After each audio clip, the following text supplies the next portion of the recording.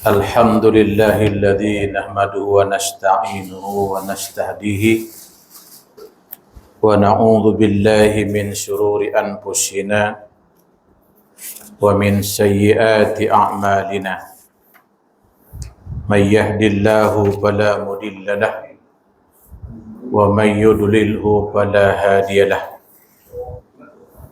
Asyhadu an la ilaha illallah wahdahu la syarika lah wa asyhadu anna sayyidana Muhammadan abduhu wa rasuluh sallallahu alaihi wasallam alladzi ballagha risalah wa addal amanah wa nasahal ummah wa kashafallahu bihil ghummah wa jahada billahi haqqa jihadih hatta atahu Allahul yakin. Allahumma ati nafsi taqwaha wa zakkaha anta khairu man zakkaha anta waliyuha wa maulaha. Allahumma inna na'udzubika min ilmin la yanfa' wa min qalbin la yakhsha' wa min nafsin la tashba' wa min da'watin la yustajabu laha. Amma ba'du. Assalamualaikum warahmatullahi wabarakatuh. Al-Fatihah. A'udzu billahi minasy syaithanir rajim. Bismillahirrahmanirrahim. Alhamdulillahi rabbil alamin. Ar-Rahmanir Rahim. Maliki yaumiddin. Iyyaka na'budu wa iyyaka nasta'in. Ihdinas siratal mustaqim. Siratal ladzina an'amta 'alaihim ghairil maghdubi 'alaihim waladdallin. Amin. Alhamdulillah. Syukur kehadiran Allah Subhanahu wa taala atas limpah dan kurnia-Nya. Insya-Allah pada malam ini kita sambung perkongsian ilmu kita berkenaan dengan kenyataan yang ketiga, mengenal Tuhan dan mengetahui sifat-sifatnya. Tuan-tuan muslimin yang dirahmati Allah Subhanahu wa taala, mudah-mudahan dengan perkongsian kita pada malam ini kita tahu kedudukan kita, apa hukum mengenal Allah Subhanahu wa taala dan sejauh manakah yang disebut sebagai sifat-sifat Allah Subhanahu wa taala yang wajib kita ketahui. Mengenal Tuhan itu fardu ain atas tiap-tiap mukallaf dengan mengetahui namanya dan sifatnya yang disuruh oleh syarak asy-syarif ataupun syarak yang mulia dengan ajaran daripada rasul-rasul. Tuan-tuan muslimat rahimakumullah, dulu kita pernah nak kata heboh ataupun didedahkan dengan satu kejadian orang-orang yang menyamar. Konon-kononnya dia berjubah, pakai lebay kepala, kemudian dia kata dia minta derma untuk tahfiz. Kebetulan saya tak tahu siapa nama dia tu. Dia tengok macam agak pelik, akhirnya dia pun selidik. Rupa-rupanya tuan-tuan yang dirahmati Allah, bila tanya rukun Islam, suruh baca Quran, tanya nama-nama Allah, semua dia tak boleh jawab. Rupa-rupanya dia bukan orang Islam. Ya. Jadi sebab itu tuan-tuan yang dirahmati Allah Subhanahu wa taala, mengenal ataupun mengenal Tuhan itu adalah merupakan fardu ain. Dia bila kata fardu ain, ain itu atas individu. Kalau dia kata fardu kifayah, orang kenal, orang lain tak payah. Tapi bila dia kata fardu ain adalah tidak sahnya ataupun tidak dikira seseorang itu Islam apabila mana nama Tuhan pun dia tak kenal. Ramai dah hari ini, ramai. Sebab itu kata Nabi, sayati zamanun. Adakah sudah sampai masanya hari ini? Mungkin. Yang Nabi kata sayati, sin tu. Kalau kita belajar bahasa Arab, akan itu ada ataupun selagi ataupun akan itu ada dua patah perkataan yang selalu digunakan. Satu dengan sin, satu dengan saupa. Beza dia, kalau perkataan sin masuk kepada fi'il, makna dia ataupun masa dia lebih hampir.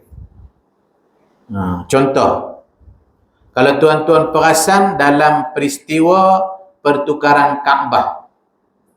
Mula-mula arah Kaabah, lepas tu ke Masjid Al-Aqsa, lebih kurang 18 bulan, kemudian Allah suruh balik, ubah ke arah Kaabah ataupun Masjidil Haram. Maka kita akan jumpa dalam Al-Quran, sayaqulus sufaha'u. Juzuk yang ke berapa tu? Dua ke tiga? Tiga kan? Dua. Sayaqulus sufaha'u minan nasi ma wallahum an qiblatihimul lati kanu 'alaiha. Digunakan di situ perkataan sin. Kan? Sayaqulus sufaha'u maksudnya orang-orang yang bodoh itu akan berkata. Tuan-tuan, di dalam syariat Islam, bodoh itu bukan bermakna akal dia ataupun tak ada ilmu. Bodoh di dalam hukum syarak itu adalah apabila dia tidak mengenal Islam ataupun dia panggil jahiliyah. Kalau tuan-tuan imbas yang disebut sebagai zaman jahiliyah, padahal kalau kita tengok Candi Borobudur tahun berapa? Apa nama ni? Ataupun Taj Mahal. Ataupun yang paling jauh lagi, Istana Nabi Saleh. Tuan-tuan, Istana Nabi Saleh, dia tidak menggunakan pasir, tidak menggunakan paku, dan tidak menggunakan simen.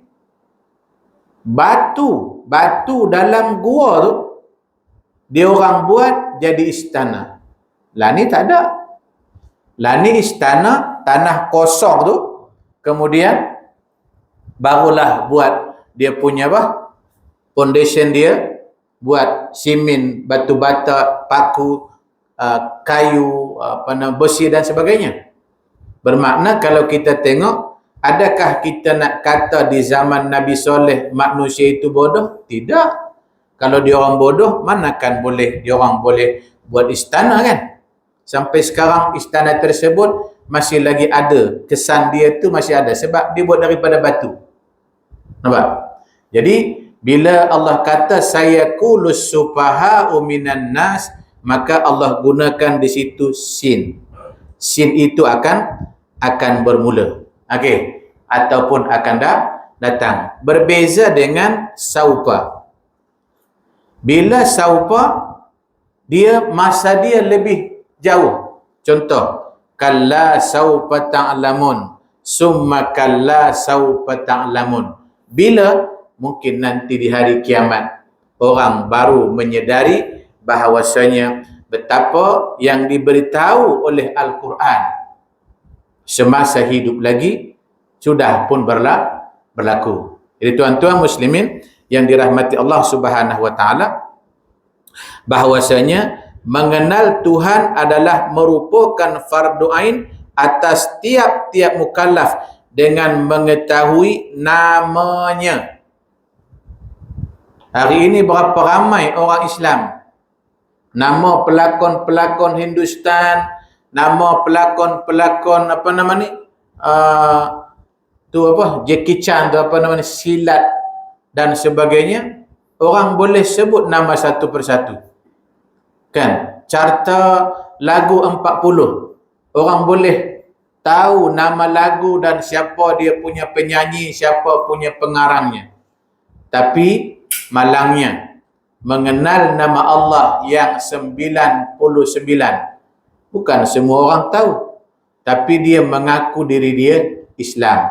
Macam mana kesempurnaan Islam dia kalau nama Allah pun dia tak tahu?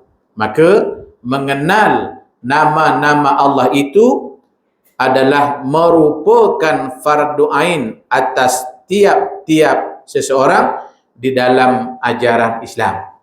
Nasib baik je tuan-tuan yang dirahmati Allah Ta'ala, kalaulah merupakan syarat boleh seseorang itu melangsungkan pernikahannya dengan syarat dia hafal Asma'ullahil Husna 99, dia hafal sifat yang wajib bagi Allah, yang mustahil bagi Allah, yang harus bagi Allah, yang wajib bagi Nabi, yang mustahil bagi Nabi, yang harus bagi Nabi, serta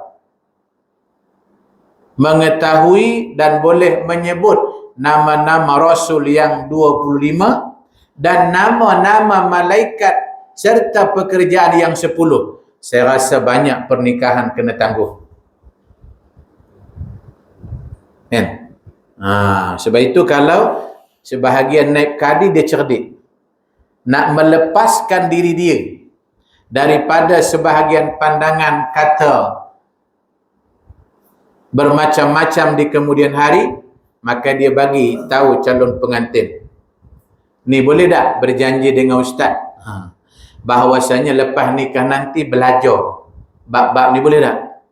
Agak-agak dia kata boleh ke tak boleh? Kalau dia jawab tak mau, tak jadi nikah jawabnya.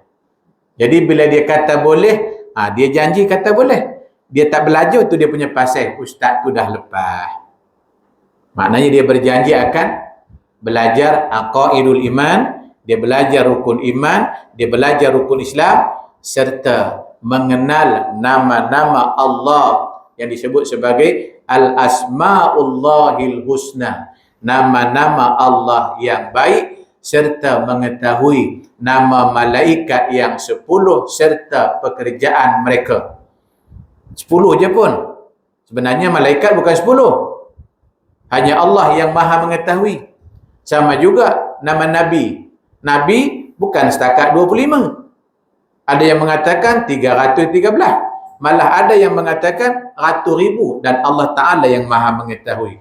Jadi di dalam Al-Quran, di dalam hadis, kita wajib mengetahui dan menghafal nama-nama Allah, nama-nama Nabi yang 25 sahaja. Maka bagi Tuhan ada banyak nama-nama yang molek ataupun nama Al-Asma'ul Husna dan sifat-sifat yang maha besar dan maha tinggi. Nama Tuhan yang lebih masyhur di antaranya segala nama-namanya ialah Allah yang disebut sebagai lafzul jalalah ataupun lapas yang maha besar.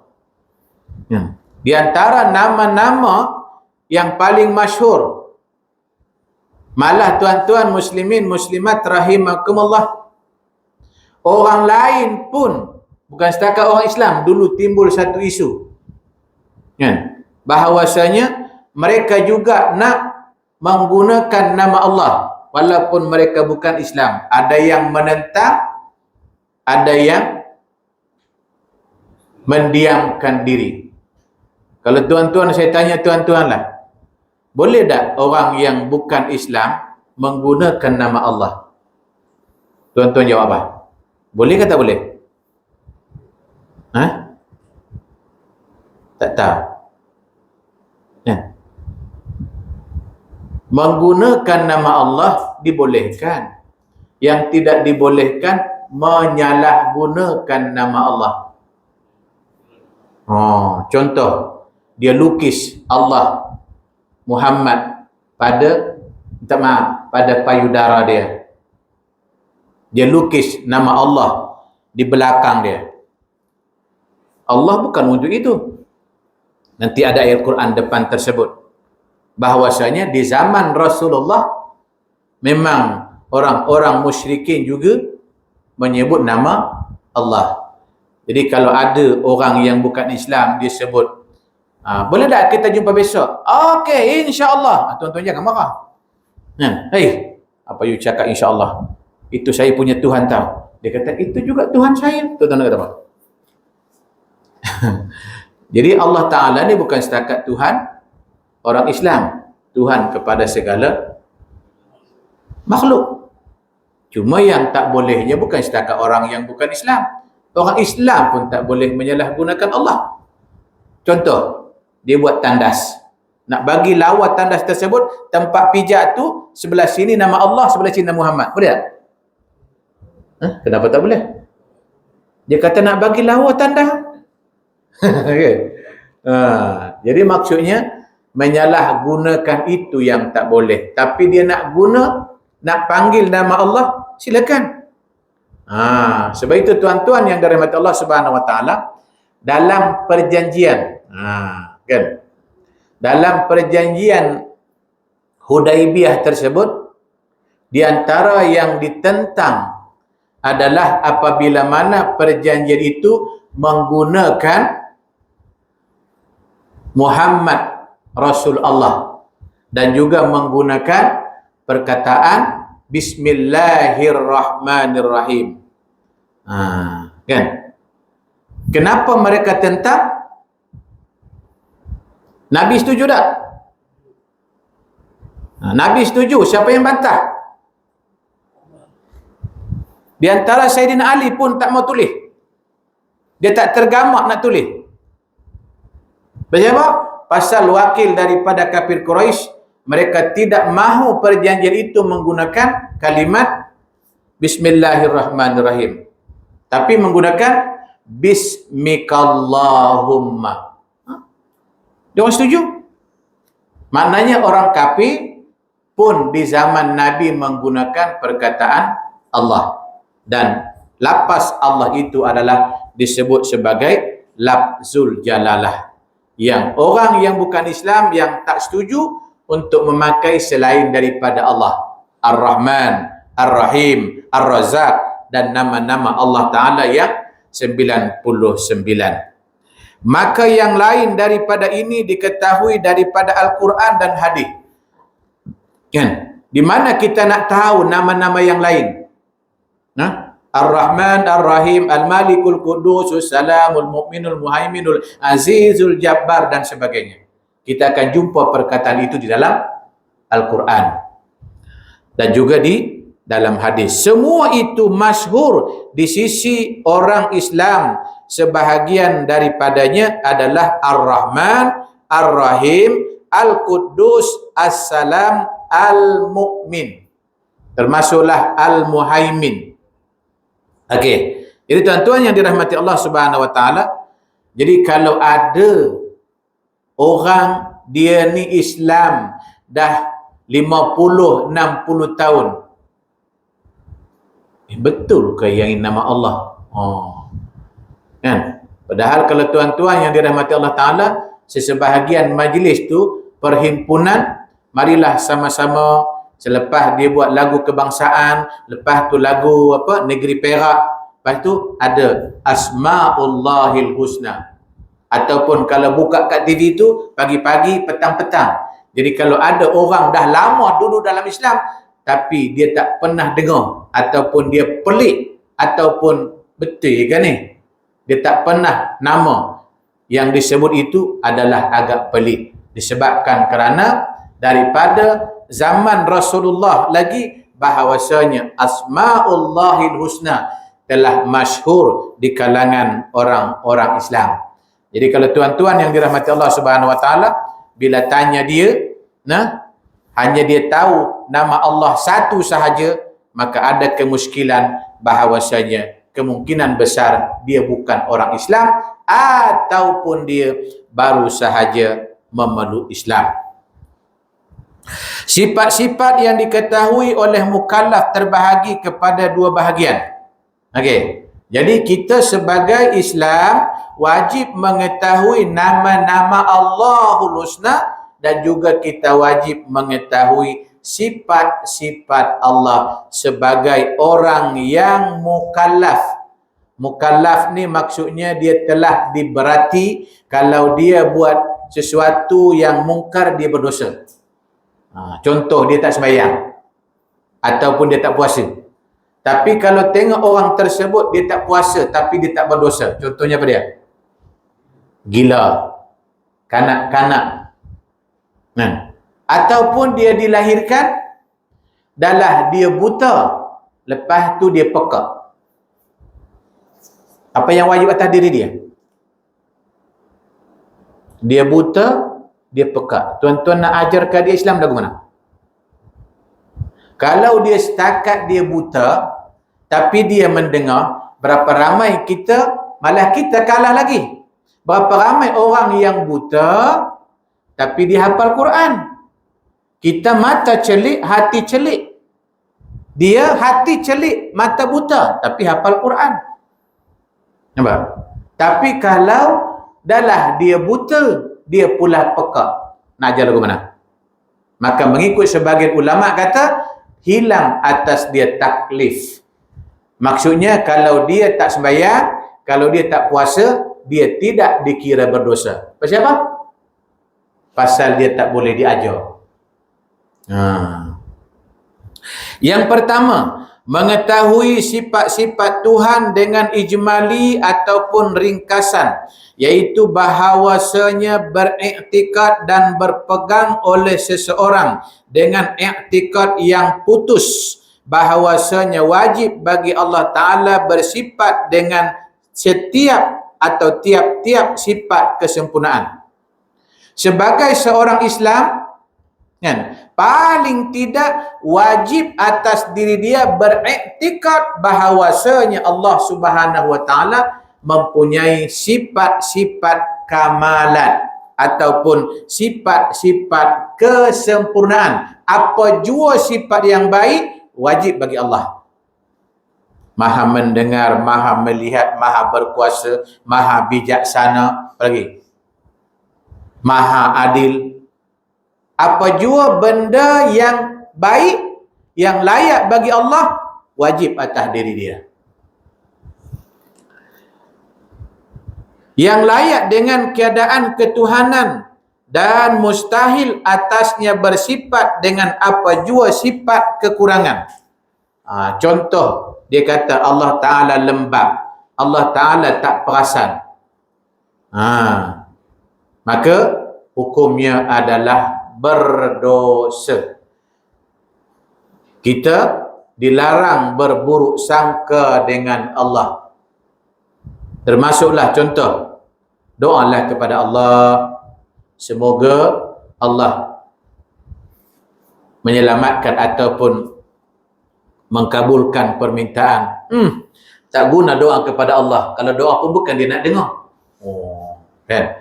Itu dia panggil, bahasa kasarnya biadab ataupun buruk sangka dengan Allah Subhanahu Wa Ta'ala. Tuan-tuan, pemurahnya Allah Ta'ala ni, setiap doa manusia, setiap doa manusia ni, Allah Ta'ala pemurahnya. Sebab itu bila kita baca Bismillahirrahmanirrahim, dengan nama Allah yang maha pemurah lagi maha penyayang. Apa beza Ar-Rahman dengan Ar-Rahim? Sebahagian ulama mengatakan Ar-Rahman lebih umum daripada Ar-Rahim. Bermaksud Rahman Allah Ta'ala pertama meliputi segala makhluknya. Tak kira orang itu lawan Allah ke ataupun tidak, Allah tetap sayang kepada dia. Contoh, orang kafir. Contoh, orang Islam yang tak sembahyang. Allah tetap bagi dia hidup. Allah tetap bagi dia sihat. Meliputi segala makhluk yang ada di atas muka bumi ini. Yang kedua, Rahman Allah Ta'ala, sebagian ulama kata itu adalah urusan dunia. Adapun makna Ar-Rahim bermaksud ialah bahawasanya rahim Allah Ta'ala yang pertama diberikannya nanti di hari kiamat. Yang kedua, rahim Allah Ta'ala hanya dikhususkan kepada orang-orang Islam sahaja. Nah, sebab itu di hari kiamat nanti, walau bagaimana jerit doa orang-orang yang bukan Islam, Allah tidak bersedia untuk mendengarnya. Berbanding dengan kalau ada orang Islam yang duduk dalam neraka, dia mohon kepada Allah, Allah dengar permohonannya. Sebab itu kata Nabi dalam satu hadis yang diriwayatkan oleh Abi Hurairah. Apa kata Nabi sallallahu alaihi wasallam? Hadis yang sahih. Kata Nabi, kullu ummati yadkhulunal jannata illa man aba. Qila ya Rasulullah wa man aba? Kata Nabi, kullu ummatin. Kullu tu dengan makna umum. Makna umum ni diantaranya lapas kullu, lapas jami'u. Lapas kullu dengan jami'u ni dia lapas umum. Kullu ummati, setiap umat aku, kata Nabi, yadkhulunal jannata, ada peluang masuk surga, illa man aba, kecuali ada orang yang tak nak. Kila, ada yang bertanya, kan, wa man aba ya Rasulullah? Lalu Nabi menjawab, qala man ata'ani dakhalal jannah. Kata Nabi, sesiapa yang taat kepada perintahku, confirm dia akan masuk surga. Sebaliknya kata Nabi, wa man asani faqad aba. Orang yang menderhakai aku, itulah yang enggan masuk surga. Dengan erti kata, setiap orang Islam akan masuk surga. Maka orang-orang yang bukan Islam, jangan pertikai. Pasal apa? Itu syarat. Contoh, insyaAllah minggu depan kita akan berpuasa. Lapas kewajipan berpuasa, Allah tulis, Allah maktubkan dalam Al-Quran, ya ayyuhalladzina amanu kutiba alaikumussyam. Untuk seruan kepada orang yang berpuasa, Allah tidak suruh keseluruhan makhluknya. Allah hanya panggil, ya ayyuhalladzina amanu, wahai sekalian orang yang beriman. Itu syarat orang yang diterima puasanya, mesti dia adalah Muslim dan mukmin. Kalau ada orang yang bukan Islam, dia berpuasa, ada tak faedah untuk diri dia? Ada. Apa faedahnya? Dia sihat. Tapi di hari kiamat, jangan minta apa-apa pahala daripada Allah. Allah takkan bagi. Macam pelik bunyinya kan? Orang yang bukan Islam mesti kata, ini tak adil. Senang ceritanya macam ni. Tuan-tuan yang dirahmati Allah, ada dua orang pelajar, seorang ataupun ada dua orang insan atau ada dua orang lelaki, seorang sangat cerdik. Kan? Sangat pandai. Seorang lagi tak berapa nak pandai. Kan?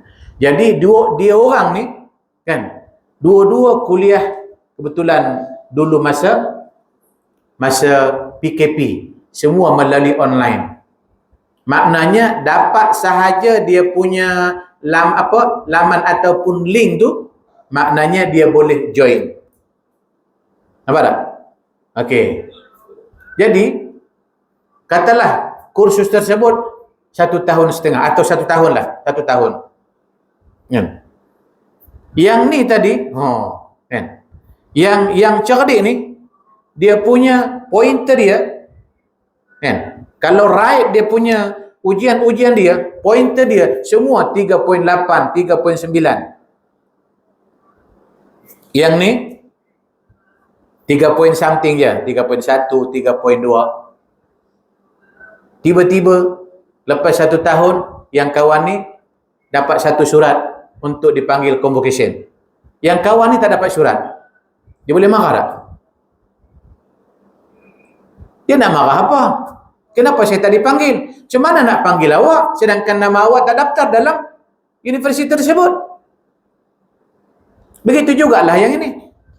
Kenapa ada orang yang bukan Islam dia komplain? Saya pun baik juga. Saya pun tak mencuri. Saya tak rasuah, saya tak berzina, saya tak minum arak. Kenapa saya tak layak masuk syurga? Pasal awak tak daftar. Syarat nak masuk syurga mesti daftar dengan Allah Ta'ala, iaitulah mesti Islam. Sebab itu nanti di hari kiamat, ayat yang kedua daripada surah Al-Hijr, Allah Subhanahu wa Ta'ala berfirman, a'udzubillahi minasyaitonir rajim, rubama yawaddul ladzina kafaru law kanu muslimin. Tengok. Allah cerita. Ayat yang kedua daripada surah Al-Hijr. Nanti di hari kiamat banyak di kalangan manusia, yang di kalangan orang-orang yang kafir, kata Allah Subhanahu wa Ta'ala, law kanu muslimin. Mereka mengatakan, kalaulah dulu waktu di dunia kita Islam. Tengok. Allah sendiri cerita. Syarat nak layak untuk masuk syurga Allah Subhanahu wa Ta'ala, di antara syaratnya adalah mestilah muslim. Macam tu juga. Di antara syarat untuk layak convocation ataupun dianugerahkan segulung ijazah, mestilah pelajar tersebut berdaftar dengan universiti. Betapa cerdiknya dia sekalipun, tapi kalau dia tidak berdaftar dengan pihak universiti, universiti tidak akan menganugerahkan sebagai sebarang sijil ataupun sebarang anugerah kepadanya. Itulah satu contoh untuk kita faham bahawasanya perbezaan. Hanya orang yang beriman dan mengenal Allah Subhanahu wa Ta'ala, paling tidak dia beriktikad bahawasanya Allah Subhanahu wa Ta'ala mempunyai ataupun memiliki segala sifat yang layak bagi Allah Subhanahu wa Ta'ala, iaitulah segala sifat kesempurnaan dan mustahil atasnya apa-apa jua segala sifat kekurangan. Yang kedua, mengetahui sifat-sifat Tuhan dengan jalan tafsili ataupun satu persatu, iaitu bahawasanya beriktikad dan berpegang oleh seseorang dengan iktikad yang putus dengan dalil akli, iaitulah mengikut pandangan akal yang waras, dan nakli, sama ada Al-Quran ataupun hadis, bahawasanya wajib bagi Allah Ta'ala 20 sifat yang wajib, dan beriktikad dengan iktikad yang putus dengan dalil akli dan nakli bahawasanya mustahil atas Allah Ta'ala bersifat dengan segala sifat yang wajib 20 itu. InsyaAllah nanti kita akan bincang, mungkin lepas ayat baru sampai ke situ. Cuma kita nak berkongsi ilmu bahawasanya wajib mengenal sifat Allah Ta'ala ada terbagi kepada dua. Satu secara yang disebut secara ijmali, secara ringkas, ataupun secara yang sekurang-kurangnya dia beriktikad bahawa Allah mempunyai sifat kesempurnaan. Dan yang kedua, bahawasanya wajib secara tafsili, satu persatu mengenal sifat yang wajib bagi Allah yang 20 dan sifat yang wajib yang mustahil bagi Allah sebanyak 20 sifat. Adalah dikehendaki dengan mengenal Tuhan itu, hendaklah mengetahui 3 perkara, iaitu yang pertama, i'tikad yang putus, tidak syak, tidak zan, dan tidak waham. Mesti yakin.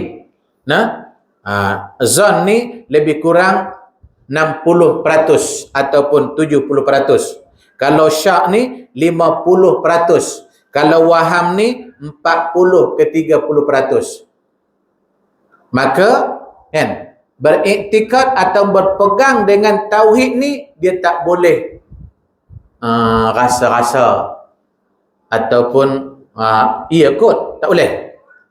Mesti iktikad dengan Allah Ta'ala ni, apa-apa sifat yang layak bagi Allah, yes. Tak boleh tunggu dulu. Contoh, Allah Subhanahu wa Ta'ala bersifat wahdaniyah, yakni esa pada sifat, esa pada af'al, esa pada sifat, esa pada zat. Maknanya zat Allah tidak berbilang, sifat Allah tidak tersusun daripada sifat-sifat yang banyak. Begitu juga perbuatan Allah Subhanahu wa taala adalah tidak bercampur dengan perbuatan yang lain. Maka kalaulah dia meragui tentang keesaan Allah, bukankah Tuhan itu beranak? Itu something dah tu. Dia mesti meyakini bahawasanya Allah Ta'ala esa pada sifat, esa pada zat, esa pada perbuatan. Kalau dia kata, boleh ke Allah Ta'ala buat seorang-seorang? Dia ragu. Maka iktikad dia masuk dalam sama ada zan, syak ataupun waham. Maka iktikad dia tidak diterima oleh kebanyakan jumhur ulama. Kiranya iktikadnya tidak putus, seperti ada iktikadnya syak, zan atau waham, maka tidak dinamakan dengan mengenal. Yang kedua, muwafaqat ataupun bersetuju. Iktikad itu dengan yang sebenar, yakni berbetulan iktikadnya dengan iktikad ahli sunnah wal jamaah. Dia tak boleh berpegang kepada iktikad selain daripada iktikad ahli sunnah wal jamaah. Maka tiada dinamakan mengenal jika iktikad itu tidak berbetulan dengan yang sebenar, seperti iktikad orang Nasrani dan orang Yahudi. Yang ketiga, dengan adanya dalil sekalipun dengan dalil ijmali. Sebaliknya, jika iktikadnya putus serta muwafaqat dengan sebenarnya tetapi tidak dengan dalil, maka dinamakan taklid. Nanti kita bincang pula apa hukum bertaklid. Taklid ni asal daripada qolada, kan? Ataupun apa nama ni? Qolada yuqallidu taqlidan, kan? Taklid tu asal dari qolada ni, asal usul dia dah batang leher. Maknanya kita pegang ataupun kita sandarkan kepada diri kita. Yakni dia panggil taklid. Bukan taklid lah. Kalau taklid ni dalam bahasa perkahwinan. Kalau taklid dalam bahasa akidah. Okey. Adapun i'tikad yang tiada putus ataupun tiada muwafaqat dengan yang sebenar, maka dengan ittifaq ulama menghukumkan kafir. Bukan saya kata mana-mana ada orang yang beriktikad secara tidak yakin atas mana-mana sifat yang 20. Sama ada wujud, qidam, baqa, mukhalafatu ta'lil hawadis, qiyamu ta'ala binafsi wahdaniyat, kudrat, iradat, ilmu, hayat, sama, basar, kalam, qadiran, muridan, aliman, hayyan, samiun, basiran, mutakalliman. Mana-mana yang 20 tersebut bahawasanya dia tak yakin atau ragu-ragu, ittifaq ataupun sepakat segala ulama mengatakan orang itu dikira kafir. Dan i'tikad orang yang bertaklid itu bersalah-salahan ulama padanya, maka mengikut qaul yang muktamad, orang yang bertaklid itu tidak dihukumkan kafir jika taklidnya itu putus, tetapi dihukumkan dia mukmin yang menderhaka jika kuasa ia mengadakan dan mendirikan dalil dengan belajar. Contoh, kan? Kalau kita tanya dia, betul ke Allah Ta'ala itu bersifat kudrat? Dia kata, betul lah Ustaz. Macam mana awak tahu? Dia kata, ayah saya kata. Tapi kalau kita, sebab itu kata Nabi, talabul ilmi faridatun ala kulli muslimin wa muslimat. Menuntut ilmu itu adalah merupakan satu keparduan atas setiap muslim dan setiap muslimat. Kita tak boleh kata nanti di hari kiamat, saya tak tahu ya Allah. Allah akan tanya kat kita, awak duduk mana? Dia kata, saya duduk dulu di kampung Murni. Dia kata, kampung Murni tak ada surau ke? Ada. Kan kampung Murni tak ada ni ke? Tak ada kuliah ke? Ada. Awak tak pergi? Kita jawab di hadapan Allah Ta'ala. Kan? Kecuali kalau contohnya apa nama ni, macam mana awak tak tahu dengan apa nama ni sifat-sifat Allah? Dia kata saya duduk dalam hutan. Ya. Dia tak pernah jumpa dengan orang. Kemudian dia meninggal dunia. Selamat dia. Tak nak belajar dengan siapa? Ya. Tapi kita duduk di Malaysia. Kalau di Malaysia ni dia kata tak ada tempat belajar, bohong. Tak ada guru nak mengajar, bohong. Kan? Kita nak tak nak banyak. Kalau tuan-tuan tengok kadang-kadang dalam grup WhatsApp tersebut kan, macam-macam. Kita nak belajar fiqh, malam ni di surau ini. Kita nak belajar apa nama ni Aqidatun Najin.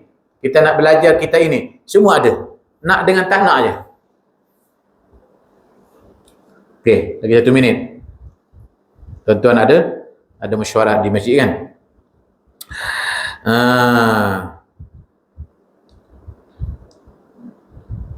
Kiranya tidak terdaya mendirikan dalil, kemudian daripada telah belajar dengan sebab bodohnya, akal dia lemah, belajar dah tapi tak boleh ingat juga, maka dikira hukumnya derhaka.